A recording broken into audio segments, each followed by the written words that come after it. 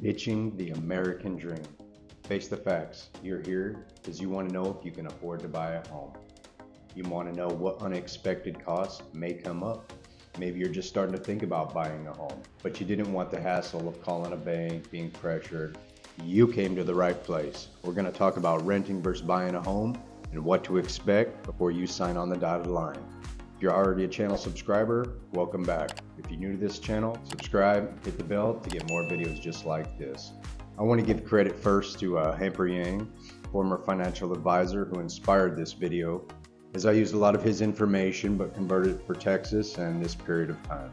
Let's not waste any time. There are three main reasons, three main costs of home ownership: property tax, maintenance on the home, and your mortgage payment. Using a modest 7% interest rate at the time of filming of this video. Right now you can find a lower rate, okay, but we're going to stick with 7. First is property tax. Average property tax in Texas is 1.60%, okay? So we're going to use a $500,000 home loan, and for this 1.6 you will pay $8,000, okay? That's annual. Money we don't get back. Maintenance.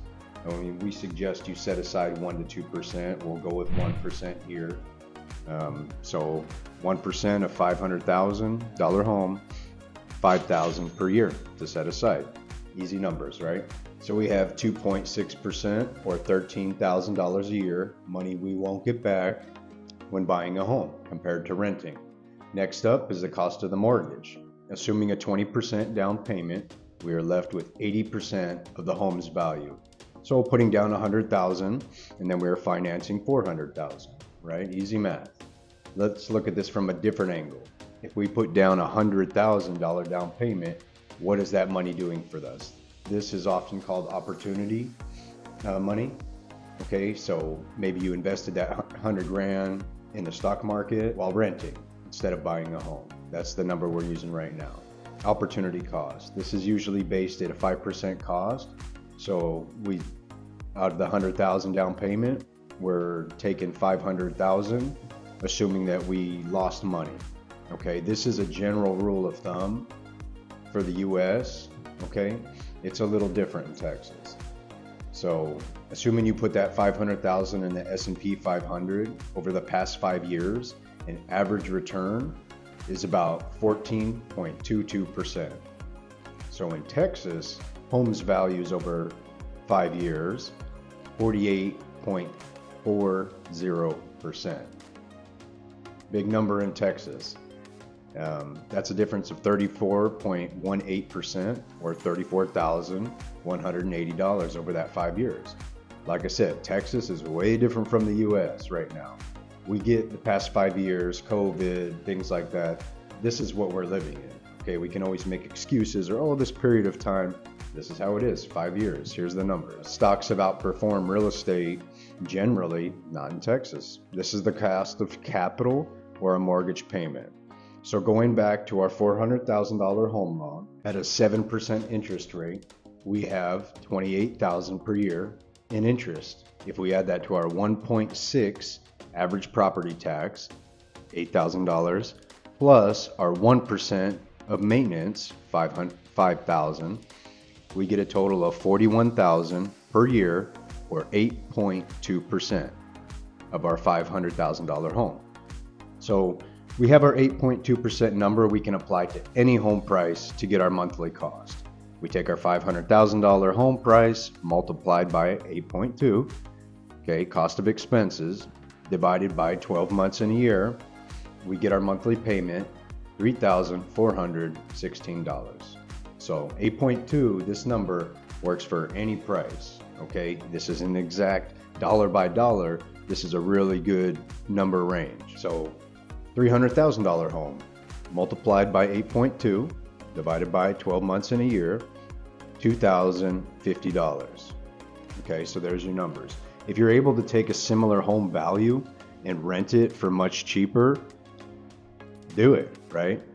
I mean, having said that, like Humphrey says, there are many flaws in this. Let's take a look at the fact that you're investing equity in this home. In 30 years, this home is paid for and you can stay there with no mortgage payment, right?